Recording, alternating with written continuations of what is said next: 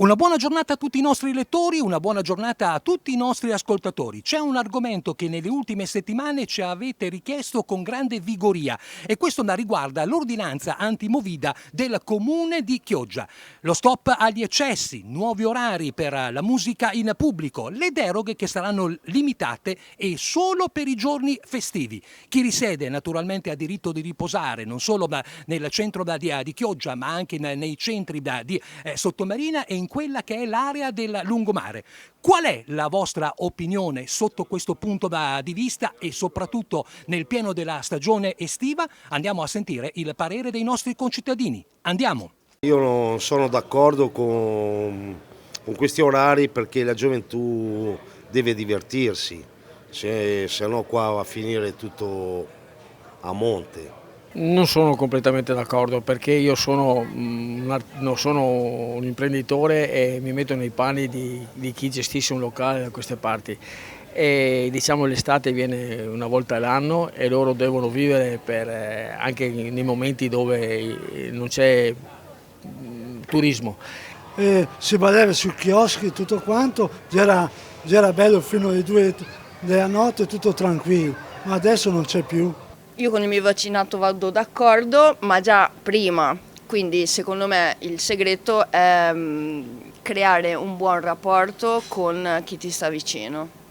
La città è di tutti, è giusto che ci siano, che le persone stiano tranquille, che stiano in sicurezza, però la base, il valore che si deve dare a sta cosa è di andare d'accordo e di aiutarci reciprocamente. Noto un cambiamento su ciò che era praticamente tutta la fascia del dopo cena è sparita.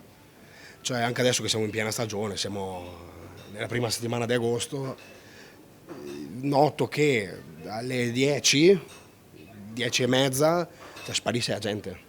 Sparisce la gente, arriva, si svuota totalmente. Quindi tu dici un divertimento moderato in quegli orari? Esatto, moderato, non fino alle 5 di mattina, ma almeno fino alle 1, alle 2, toh. Ho scelto Chioggia io come seconda casa perché ho guardato un po' in giro 20 anni fa, è l'unica città che si vive, che è bella, a qualunque ora si arriva. Se adesso dovessero strozzare questi orari chiaramente è penalizzante per tutti, anche per chi come me a una certa età certi locali non li frequenta. Che c'è pochi come Sandy e alla Diga, due messo una volta che da tanti chioschi si ballava. Ecco, significherebbe anche dare vita ulteriormente ai chioschi tutto quanto, alla gente, ai foresti tutto quanto, gente locale che si divertono. E prendo anche il discorso del Candle Night.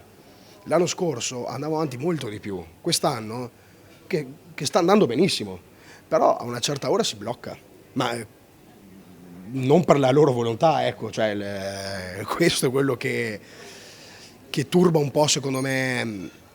Sono cambiate le abitudini di chi arriva qua come turista, ma anche dovute un po' al fatto che cioè, se alle 11 spengo la musica, cioè, non è che faccio un DJ set fuori, un mortuorio tutto quanto, e ovviamente se svuota la riva, cioè è inevitabile la cosa. Certo, sicuramente sono i giorni fulcro dell'estate che sarà da adesso in poi, insomma. Però dai, abbiamo passato la Sagra del Pesce, abbiamo fatto la Marcigliana, adesso ci sono anche gli eventi Candle Night, domani arrivano, ecco. Boh, vediamo. Avanti tutta ragazzi e buona stagione.